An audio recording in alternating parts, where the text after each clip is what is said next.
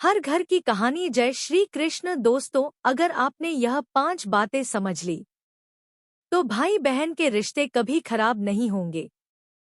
अक्सर हम सोचते हैं कि भाइयों की शादी के बाद ही घर का बंटवारा क्यों होता है। दोस्तों, यह कहानी हर व्यक्ति से जुड़ी हुई है।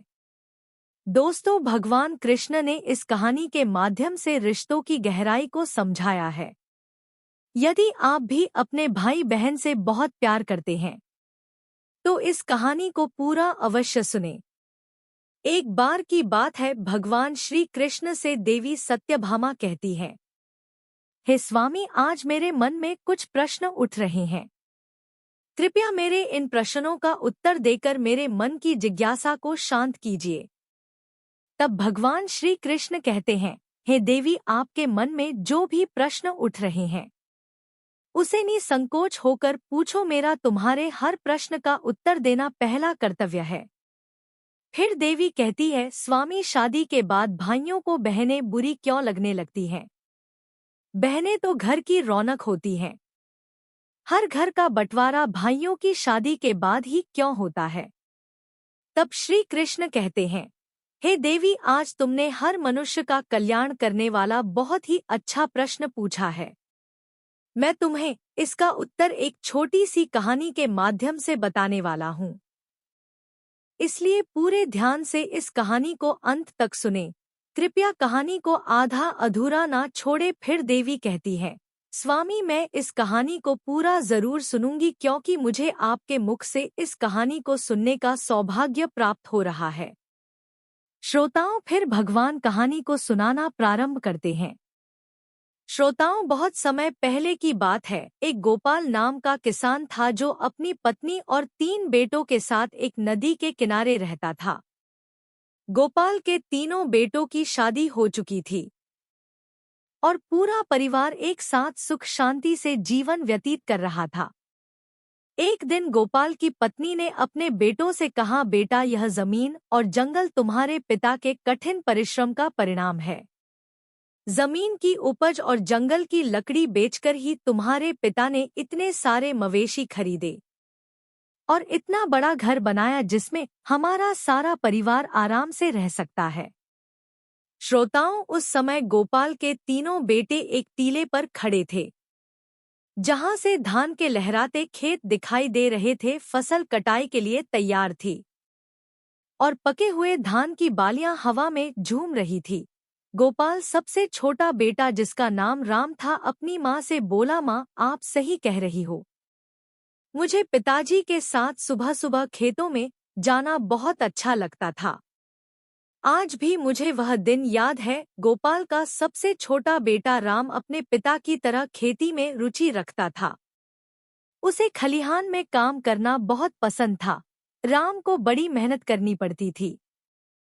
उसे मजदूरों को संभालना, फसल की उपज को इकट्ठा करना और फिर उसके लिए सही खरीदार ढूंढना जैसे सभी कार्य करने पड़ते थे। गोपाल के 2 बड़े बेटे भी थे। सबसे बड़े बेटे का नाम आकाश था और उसने ज्योतिष का काम शुरू किया। फिर इस काम में उसे बहुत सफलता मिली और उसने काफी धन कमाया। दूसरे बेटे का नाम अनुज था जिसने व्यापार में सफलता प्राप्त की और वह भी बहुत पैसे कमाने लगा। पूरे परिवार में खुशी का माहौल था और किसी को भी कोई कष्ट नहीं था। फिर एक दिन गोपाल बीमार हो गया और उसने अपनी पत्नी से कहा, मुझे लगता है कि मेरा समय आ गया है। मुझे एक वादा करो कि बच्चों के बीच कभी भी जमीन जायदाद का बंटवारा नहीं होगा। मैं चाहता हूँ कि हमारे तीनों बच्चे मिलजुल कर रहें और घर में कोई भी भेदभाव ना हो, क्योंकि जिस घर की एकता टूट जाती है वह घर बिखर जाता है। फिर उसकी पत्नी ने वादा किया और गोपाल की मृत्यु हो गई। श्रोताओं, फिर समय बीतता गया और एक दिन गोपाल की पत्नी ने अपने तीनों बच्चों को बुलाया और उसने कहा, बेटों, मैं तुमसे एक वादा लेना चाहती हूँ। तुम्हारे पिता की अंतिम इच्छा थी कि तुम्हारे बीच कभी भी जमीन जायदाद का बंटवारा नहीं होगा। तुम तीनों भाई और तीनों बहुएं हमेशा मिलजुल कर जीवन यापन करोगे, क्योंकि जिस जिस घर की एकता टूट जाती है वह घर कभी भी उन्नत नहीं हो पाता है। श्रोताओं, फिर वह माँ की बात को सुनकर के तीनों बेटे कहने लगे, हाँ माँ, आप जैसा चाहती हो। पिताजी की जैसी इच्छा थी, हम उनकी इच्छा के विरुद्ध कभी नहीं जाएंगे और तीनों भाई हमेशा प्रेम से रहेंगे। श्रोताओं, फिर अपने बेटों की बात को सुनकर के माँ को बहुत ही खुशी हुई। वही जो सबसे बड़ा बेटा जिसका नाम आकाश था, वह ज्योतिष में बहुत ज्यादा निपुण था, इसलिए आसपास के लोग उससे कई मामलों में राय लेने आते थे, तो प्रकाश का गुजारा बढ़िया तरीके से हो जाता था। वही दूसरे नंबर का बेटा जिसका नाम अनुज था, वह भी एक बड़ा व्यापारी था, उसकी भी कमाई ठीक ठाक हो जाती थी। वही सबसे बड़ी मुश्किल यह थी कि गोपाल का जो सबसे छोटा बेटा था जिसका नाम राम था, वह कड़ी मशक्कत करता था, बहुत मेहनत करता था, सुबह से लेकर शाम तक खेतों में लगा रहता था, फिर भी उतनी कमाई नहीं कर पाता था जितनी कमाई दोनों बड़े भाई करते थे। दोस्तों, फिर समय धीरे धीरे गुजरता गया। वहीं गोपाल के दो बड़े बेटे जो ठीक ठाक कमाई करते थे, वह अपने पिता को दिया हुआ वचन भूल जाते हैं और अपनी पत्नियों के साथ में ऐश और आराम का जीवन व्यतीत करने लगते हैं। वहीं जब किसान के दो बड़े बेटों की बहुएं ऐसो आराम का जीवन जीती हैं और जो सबसे छोटा बेटा राम था, उसकी पत्नी घर पर ही कमाई करती रहती है। उसे घूमने के लिए नहीं मिलता, ना ही उसे शौक करने के लिए मिलता। वहीं जब वह अपने बड़े जेठ और अपनी जेठानी को देखती है तो उसका हृदय दुखी होता है कि हम तो पिता के वचनों का पालन आज भी कर रहे हैं, लेकिन हमारे बड़े दोनों जेठ और दोनों जेठानी ऐसो आराम का जीवन जी रहे हैं। दोस्तों, वही किसान का सबसे छोटा बेटा जो राम था, एक दिन उसकी पत्नी जब बहुत ज्यादा दुखी हो गई और जब शाम को राम घर वापस आया तो उसे कहने लगी कि मेरे भाई की यहाँ से चिट्ठी आई है, उसने हमें अपने घर पर बुलाया है, हमारे आपके लिए न्योता भेजा है। कुछ दिनों पहले ही हमारे भाई ने अपना घर बनाया था, उसने गृह प्रवेश होना है, वह यह चाहता है कि हम दोनों कुछ दिन के लिए उनके पास रहे। दोस्तों, वही अपनी पत्नी की बात को सुनकर के कहने लगा, देखो खेती में बहुत काम करना पड़ता है, मेरे पास में इतना समय नहीं है कि मैं तुम्हारे साथ में तुम्हारे मायके जा सकूं। यदि मैं तुम्हारे साथ तुम्हारे मायके चलूंगा तो खेती का काम खराब हो जाएगा, जिससे सब बर्बाद हो जाएगा। दोस्तों, फिर वह पत्नी तमतमा कर कहने लगी कि ठीक है, हम जीवन भर इसी घर में पड़े रहेंगे, हमारे मन की कोई इच्छा नहीं है। दोस्तों, वह पत्नी को गुस्से में देख करके कहने लगा, ठीक है, मैं ऐसा करता हूँ कि तुम्हारे जाने का इंतजाम कर देता हूँ, पर मैं नहीं जा पाऊंगा। दोस्तों, फिर उसकी पत्नी कहने लगी, यदि हम जाएंगे तो दोनों साथ जाएंगे, वरना कोई नहीं जाएगा। वही पत्नी की बात को सुनकर के राम कहने लगा, ठीक है, जैसी तुम्हारी मर्जी, जाना है तो जाओ, नहीं जाना है तो मत जाओ। दोस्तों, फिर किसान के सबसे छोटे बेटे की बहू अपने दोनों बड़े जेठ और जेठानी का नजारा देख करके पहले से ही चिड़ी हुई थी कि महीना भर आराम करते हैं और ऐसो आराम का जीवन वह सभी बिताते हैं। दोस्तों, फिर ऐसा सोच करके वह राम की पत्नी कहने लगी, क्या हमें घर का सभी काम करने का ठेका ले लिया है? घर में और खेती का काम हम दोनों मिलकर करते हैं और आपके दोनों बड़े भाई आपकी भाभियों के साथ में मौज मस्ती का जीवन जी रहे हैं। क्या आपने कभी सोचा है कि मेरा भी मन करता है हम भी शौक और आराम का जीवन जिए, फिर जब उनको अपना अपना ही करना है, हम दोनों की कोई फिक्र ही नहीं है। वह तो दोनों बाहर रह करके मौज मस्ती का जीवन जी रहे हैं, फिर अपने अपने पत्नियों के साथ में चारों ओर घूमने चले जाते हैं और मैं हमेशा इस घर में ही पड़ी रहती हूँ। आप बताओ, क्या यह अन्याय नहीं है? दोस्तों, फिर भगवान कहते हैं, हे देवी। फिर तो अपनी पत्नी की बात को सुनके श्याम की नींद खुल गई और फिर उसकी पत्नी आगे कहने लगी, अब तुम मेरी एक बात सुनो, जायदाद के बंटवारे की बात चलाए ताकि हम लोग अलग रह सके। यदि हम अलग रहेंगे तो हमको भी अपने घूमने के लिए कुछ समय मिलेगा। दोस्तों, फिर इस प्रकार अपनी पत्नी की बात को सुनकर के राम को लगा कि उसकी पत्नी सही कह रही है। मेरा काम मेरे भाई के काम से ज्यादा महत्वपूर्ण है। मेरी ही वजह से वे दोनों इतने साल से और आराम से जीवन जीते हैं, तथा मैं और मेरी पत्नी नौकरों की तरह इस घर में लगे रहते हैं। दोस्तों, फिर एक दिन जब सभी भाई घर में खाना खा रहे थे, तो सबसे छोटे लड़के ने अपनी माँ और भाइयों से कहा कि उसे जायदाद में उसका हिस्सा चाहिए। अब वह शामिल नहीं रहेगा। फिर वही अपने सबसे छोटे बेटे की बात को सुनकर के माँ को बड़ा झटका लगा और उसने कहा, तुम्हारे पिता चाहते थे कि तुम सब मिलजुल कर एक होकर रहो। दोस्तों, फिर वही सबसे छोटा बेटा कहने लगा, माँ, मैं अब शामिल नहीं रह सकता हूँ। फिर तो दोनों भाइयों ने भी हामी भर दी और उन्होंने भी कहा, ठीक है, जायदाद का बंटवारा हो जाना चाहिए। वही जमीन जायदाद के सभी कागज जिनके आधार पर बंटवारा होना था, वही सब तैयार किए जाते हैं। वही बंटवारा होने से पहले गोपाल की पत्नी अपने तीनों बेटों से कहती है कि बंटवारा बाद में होगा, पहले हमारे घर की परंपरा है। कोई भी कार्य करने से पहले सबसे पहले भगवान जगन्नाथ के दर्शन अवश्य करने चाहिए। फिर अपनी माँ की बात को सुनकर के सभी बेटे तैयार हो जाते हैं और अपनी माँ की बात अगले दिन सभी बेटे अपनी पत्नियों और माँ के साथ में यात्रा पर निकल पड़ते हैं। दोस्तों, फिर मंदिर में दर्शन करने के बाद में जब सभी भाई वापस लौट रहे होते हैं, तो उनकी माँ ने कहा, बच्चों, मैं बहुत थक गई हूँ और मुझे बहुत तेज भूख लग रही है। आप सभी भी भूखे होंगे और बहू को भी भूख लग रही होगी। चलो एक काम करते हैं, किसी ठीक से स्थान पर बैठ कर के कुछ खाना खा पी लेते हैं। दोस्तों, फिर गांव के बाहर ही एक पुराना मंदिर था और पास में ही खाने की दुकान थी।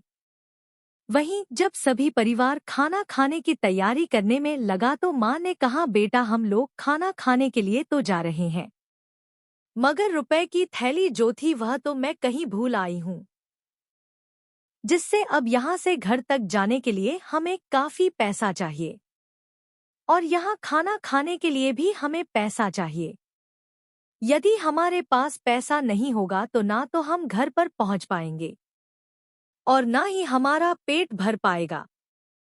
अब तो एक ही उपाय है, मैं इन बहू के साथ में इसी मंदिर में रुकती हूँ और तुम तीनों भाई एक काम करो कि किसी गांव में जाकर के कोई काम ढूंढ लो जिससे कुछ रुपए की जुगाड़ हो जाए। तीनों अलग अलग अपना काम करो, तुम जो भी कुछ काम करके लाओगे उन्हीं पैसों से हम कुछ खा पाएंगे और यहाँ से घर पहुँच पाएंगे। दोस्तों, फिर तीनों बेटों ने अपनी माँ की राय मान ली और तीनों भाई अलग अलग दिशाओं में पैसा कमाने के लिए निकल पड़े। दोस्तों, फिर चलते चलते किसान का छोटा बेटा राम जब कुछ दूर बढ़ा तो वह एक स्थान पर पहुंचा जहां कुछ लोग गंभीर चर्चा कर रहे थे। फिर राम उनसे पूछा, आप लोग इतने उदास क्यों हैं? क्या बात है? क्या मैं आपकी मदद कर सकता हूँ? वहां खड़े लोग बोले, इस जमीन के इस हिस्से में हमेशा पानी जमा रहता है और हम यहाँ कुछ भी उगा नहीं पाते हैं, फिर भी हमें राजा को इसका लगान देना पड़ता है। अब हमें समझ में नहीं आ रहा कि क्या करें। तब राम ने कहा, अगर मैं आपको धान उगाने का तरीका बताऊं तो मुझे क्या इनाम मिलेगा? तब लोग बोले, अगर तुम हमें इस जमीन पर धान उगाने का तरीका बताओगे तो हम तुम्हें 200 चांदी की मुद्राएं देंगे। राम, जो बहुत ही कुशल किसान था, उसने लोगों को बताया, गोबर और मिट्टी को मिलाकर घोल बनाओ और उन्हें गीला और नरम रखो। फिर हर गोले में बीज डाल दो और उन्हें सूखने दो। तब गांव वालों ने ध्यान से उसकी बात सुनी और उन्होंने पूछा, इन गोलों का क्या करें? तब राम ने कहा, इन गोलों को इस जमीन में डाल दो। ये गोले जमीन में धान जाएंगे और बीज भी अंकुरित हो जाएगा। दोस्तों, फिर गांव वालों ने राम के बताए हुए तरीके का पालन किया और उस बंजर जमीन में बीज अंकुरित हो गए। तब गांव वालों ने राम को धन्यवाद दिया और खुशी खुशी उसे 200 मुद्राएं भेंट की। दोस्तों फिर राम उन मुद्राओं के साथ अपनी माँ के पास इस मंदिर में लौट आया। दोस्तों दूसरा बेटा अनुज घूमते घूमते एक दिन एक ऐसे स्थान पर पहुंचा जहां उसने देखा एक व्यक्ति पेड़ के नीचे बैठा हुआ बहुत उदास नजर आ रहा था।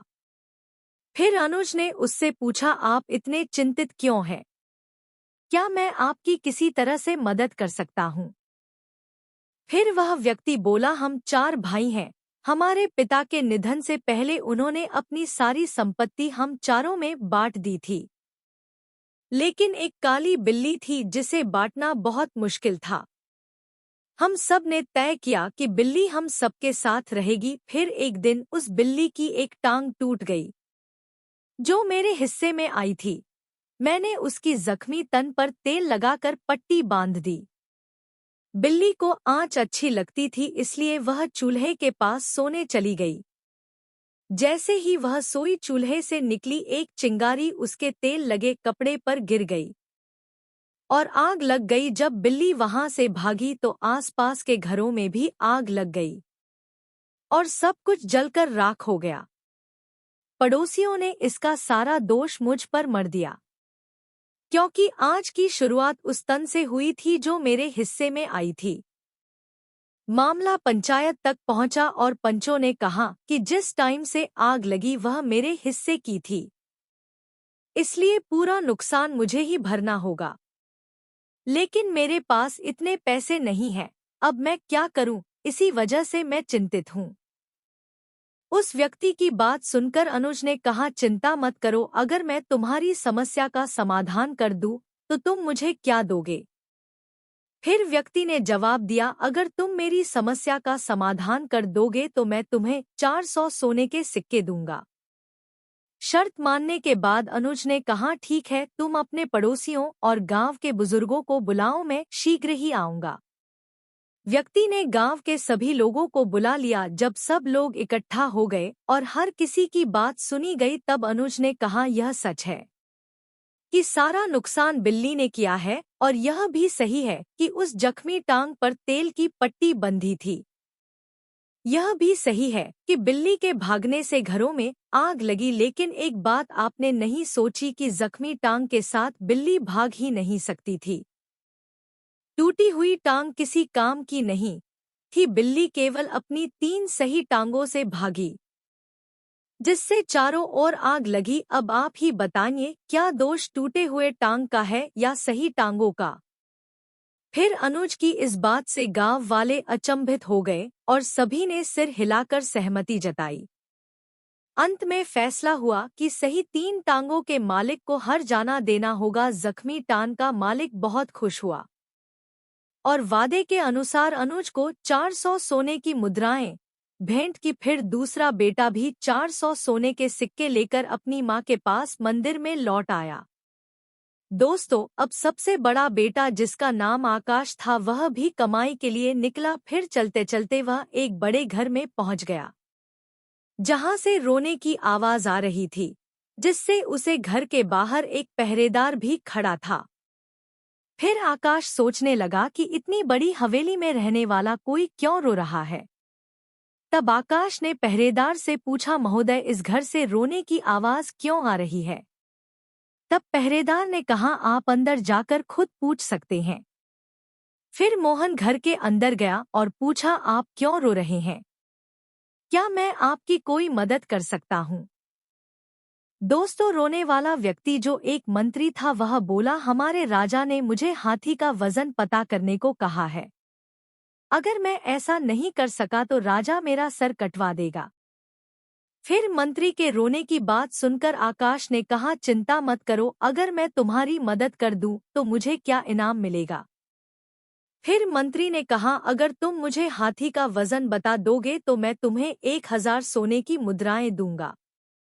अब आकाश ने शर्त मान ली और मंत्री से कहा कि उस हाथी के पास ले चल। जब वे हाथी के पास पहुंचे तो प्रकाश ने कहा, हाथी को एक नदी के पास ले चलो जहां कई नाव हो। तब मंत्री ने ऐसा ही किया और आकाश ने नाव वाले से कहा कि हाथी को नाव में खड़ा करें। दोस्तों, जैसे ही हाथी नाव में खड़ा हुआ, नाव पानी में धंसने लगी। और जब नाव धंसना रुक गई तो आकाश ने कहा, जहां नाव रुकी है वहां निशान लगा दो और फिर हाथी को नाव से बाहर निकाल दो। दोस्तों, फिर निशान लगने के बाद हाथी को नाव से बाहर निकाल दिया गया और आकाश ने कहा, अब इस नाव में इतने पत्थर भर दो कि नाव उस निशान तक पहुंच जाए जहां पहले रुकी थी। दोस्तों, फिर पत्थर भरने के बाद जब नाव निशान तक पहुंच गई तो आकाश ने कहा, पत्थर डालना बंद करो और पत्थर निकाल लो, इन पत्थरों का वजन ही हाथी का वजन होगा। दोस्तों, मंत्री ने फिर इस उपाय से हाथी का वजन पता कर लिया और आकाश को 1000 सोने की मुद्राएं दी। फिर वह भी मुद्राओं के साथ अपनी माँ के पास मंदिर लौट आया। दोस्तों, फिर भगवान कहते हैं, हे देवी, इस प्रकार सभी भाई जब धन कमा करके मंदिर में लौट आए तो सभी ने बड़े ही प्रेम से खाना खाया और दुकान वाले का इतना पैसा बना कि तीनों भाइयों ने जो पैसा कमाया था वह सारा उस खाने में चला गया। केवल उनके पास में उतना ही पैसा बचा जिसे वह खर्च करके अपने घर वापस आ सके। दोस्तों, जब किसान की पत्नी अपने बच्चों और बहू के साथ में घर वापस आई तो उसने रुपए वाली थैली एकदम से निकाल करके अपने बेटों के सामने रख दी और कहा, मैंने जानबूझ करके इस थैली को छुपा लिया था ताकि मैं तुम्हें समझा सकूं कि एकता में कितनी शक्ति होती है, क्योंकि तुम तीनों भाइयों ने मिल करके जो भी धन कमाया था उस धन को इकट्ठा करके ही हम लोगों को खाना मिला और बचे हुए पैसों से हम अपने घर आ सके। यदि तीनों भाई मिलकर के एक जगह कमाई एकत्रित नहीं करते तो आज हम ना पेट भर कर खाना खा पाते और ना ही वापस घर पर आ पाते। इसलिए हमेशा ध्यान रखना, जब तक झाड़ू बंधी है तब तक उससे सफाई हो सकती है, जब उसकी सीख बिखर जाती है तो फिर झाड़ू किसी काम की नहीं रहती। इस प्रकार जब तक तुम तीनों के अंदर एकता का भाव रहेगा तब तक इस घर की उन्नति होती रहेगी और जिस दिन बंटवारा हो गया उस दिन इस घर की उन्नति रुक जाएगी। इसीलिए तुम्हारे पिताजी ने मरने से पहले मुझे वचन लिया था कि मैं तीनों बच्चों के अंदर कभी बंटवारा ना होने दूंगी। दोस्तों, फिर भगवान कृष्ण कहते हैं, हे देवी, आपने पूछा था कि शादी के बाद परिवार में भाइयों के बीच बंटवारा क्यों होता है, तो इसे ध्यान से समझने की जरूरत है। अक्सर लोग कहते हैं कि बंटवारा बहू के कारण होता है, लेकिन ऐसा जरूरी नहीं है। बंटवारे की नौबत तब आती है क्योंकि जब दो भाई ज्यादा कमाते हैं और एक भाई कम कमाता है तो ज्यादा कमाने वाले भाई अपनी पत्नियों के साथ ऐसो आराम की जिंदगी जीने लगते हैं और कम कमाने वाले भाई की अहमियत नजरों में कम हो जाती है। कम कमाने वाले भाई की पत्नी यह सब देखती है कि दिन रात मेहनत करने के बावजूद भी उनका जीवन कठिन है, जबकि घर की जिम्मेदारी निभाते हुए भी उनके जेठ अपनी पत्नियों के साथ शानदार जीवन जी रहे हैं। यह स्थिति उसे बुरी लगती है और वह अपने पति से कहती है कि अगर हमें मेहनत करनी है तो अलग रहना बेहतर है, क्योंकि कम से कम जो काम आएंगे वह हमारा होगा और हम अपनी इच्छाओं के अनुसार जी सकेंगे। दोस्तों, यही से भाई के बीच दरार पड़ने लगती है और बंटवारा हो जाता है। भाइयों के बंटवारे को रोकने में माता पिता का महत्वपूर्ण योगदान होता है। यदि माता पिता अपने बच्चों में संस्कार डाले कि चाहे कोई कमाई ज्यादा या कम हो, सभी भाई अपनी अपनी कमाई एक जगह एकत्र करें और एक साथ बैठकर निर्णय ले कि क्या करना है और सभी बहू को समान अधिकार दे तो बंटवारा नहीं होगा। यदि ऐसा होगा तो इस बुद्धिमान माँ के बच्चों की तरह घर में कभी बंटवारा नहीं होगा। दोस्तों, फिर भगवान कृष्ण कहते हैं, हे देवी, शादी के बाद अक्सर भाइयों को बहनें बुरी क्यों लगने लगती है, तो इसे ध्यान से समझ लो। भाई बहन का रिश्ता दुनिया का सबसे अनोखा और प्यारा रिश्ता है। इस रिश्ते में तकरार है, लड़ाई झगड़ा है तो भरपूर प्यार भी है। जहाँ बहन हमेशा भाई का साथ देती है तो वही भाई भी हमेशा बहन की रक्षा करता है। दोनों को एक दूसरे की बहुत परवाह होती है। शादी से पहले तक तो भाई बहन के बीच में सब कुछ बहुत अच्छा रहता है, लेकिन शादी के बाद इस रिश्ते में दरार आ जाती है। कई बार यह मनमुटाव इतना बढ़ जाता है कि भाई या बहन जीवन भर एक दूसरे की शक्ल देखना भी पसंद नहीं करते हैं। तो इसलिए समझ लो इन 5 काम से भाई बहन के रिश्ते हमेशा के लिए खराब हो जाते हैं। दोस्तों चलिए जानते हैं कुछ ऐसी बातें जो शादी के बाद भाई बहन के रिश्ते को प्रभावित कर सकती हैं। एक भाभी की नाराजगी भाई की शादी के बाद आपको सिर्फ अपनी माँ और भाई का नहीं बल्कि अपनी भाभी का भी पूरा सम्मान और प्यार करना चाहिए। अगर आप भाभी से कुछ गलत कहेंगे तो वह नाराज हो सकती हैं और यह नाराजगी भाई तक पहुंच जाएगी, जिसे भाई शायद खुलकर कुछ ना कहे लेकिन वह आपसे दूरी जरूर बना सकते हैं। दो रिश्ते में औपचारिकता बचपन से लेकर शादी तक भाई बहन का रिश्ता अनौपचारिक रहता है। वह लड़ते भी हैं, एक दूसरे का मजाक उड़ाते हैं और साथ ही रटते भी हैं। लेकिन शादी के बाद कुछ भाई बहन इस रिश्ते को केवल औपचारिक रूप से निभाते हैं, जिससे रिश्ता कमजोर हो जाता है। बेहतर होगा कि बीच बीच में एक दूसरे का हालचाल लेते रहे और बचपन की यादों को ताज़ा करते रहे। 3 शादीशुदा जिंदगी में दखल देना। कई बार बहनें भाई की शादीशुदा जिंदगी में जरूरत से ज्यादा दखल देती हैं, जिससे रिश्ते में खटास आ जाती है। चाहे भाई बहन शादीशुदा हो या नहीं, बहन को भाई की निजी जिंदगी में दखल नहीं देना चाहिए। ऐसा करने से रिश्ते खराब हो जाते हैं। 4 ताना मारने की आदत। कई बार भाई बहन का रिश्ता इसलिए खराब हो जाता है क्योंकि बहनें हर समय भाई को ताने देती रहती हैं। के बाद भाई के व्यवहार में थोड़ा बदलाव आ जाता है क्योंकि उसके अपने परिवार की भी जिम्मेदारियां होती हैं। अगर बहन हमेशा भाई को ताना मारेगी कि वह बदल गया है तो रिश्ते में दूरी बढ़ने लगेगी और रिश्ते खराब हो जाएंगे। इसलिए बहन को भाई के निजी जीवन में दखल नहीं देना चाहिए, तभी भाई बहन का प्यार बना रह सकता है। 5 बहन को नजरअंदाज करना। जिस तरह भाभी के साथ अच्छा व्यवहार करने से भाई का दिल जीत सकते हैं, वैसे ही बहन की अनदेखी करने से रिश्ते में दूरी आ सकती है। भाई का यह फर्ज होता है कि वह शादी के बाद भी बहन को उतना ही प्यार दे जितना पहले देता था। अगर बहन की शादी नहीं हुई है तो भी उसकी बातें समझनी चाहिए और अपनी जिम्मेदारी निभानी चाहिए। दोस्तों साथ ही यह 5 बातें सभी भाइयों और उनकी पत्नियों को हमेशा गुप्त रखनी चाहिए, जिससे परिवार की एकता हमेशा बनी रहे। यह 5 बातें हमेशा परिवार को टूटने से बचाती हैं। 1. अपने भाई के राज की बातें कभी दूसरों को ना बताएं। ऐसा करने से आपके लिए घातक समस्या उत्पन्न होती है, क्योंकि जिस व्यक्ति को आप अपने भाई के राज की बातें बताएंगे और यदि विपरीत परिस्थितियों में आपकी उससे मित्रता टूट जाएगी तो वह आपके भाई की सारी राज की बातें चारों ओर सार्वजनिक कर देगा। वहीं लोगों के बीच में आप केवल हंसी के पात्र बन जाएंगे और फिर बाद में इस दुख से आप बहुत दुखी होंगे। इसलिए कभी भी अपने घर या परिवार या खुद की बातें किसी के सामने ना बताएं, चाहे वह कितना भी प्रिय मित्र क्यों ना हो। दो, यदि आप या आपका भाई किसी के द्वारा ठगे गए हो या किसी ने धोखा दिया हो तो यह बात सभी भाइयों को अपने तक ही रखनी चाहिए। ठगी का जिक्र करने का मतलब है कि आप अपना मजाक खुद ही उड़ाते हैं। यदि आप ऐसा करेंगे तो लोग आपको मूर्ख समझेंगे। इसलिए कभी भी किसी भाई को ऐसा नहीं करना चाहिए। यदि आपके भाई को किसी ने कभी धोखा दे दिया है तो कभी भी परिवार की बातें दूसरों के सामने जाहिर ना करें, इससे भाइयों के बीच में फूट पैदा होती है। 3. यदि किसी भाई को कभी भी धन की हानि हो या उसका धन बर्बाद हो जाए तो यह बात को किसी अन्य को ना बताएं। धन ऐसी चीज है जो इंसान का बल होता है और जब लोगों को यह पता चलता है कि उनके पास में धन नहीं है तो वह आपका सम्मान करना बंद कर देते हैं और आपकी प्रतिष्ठा धूमिल कर देते हैं। धन हानि पर लोग कभी मदद नहीं करते बल्कि आपका उपहास उड़ाते हैं।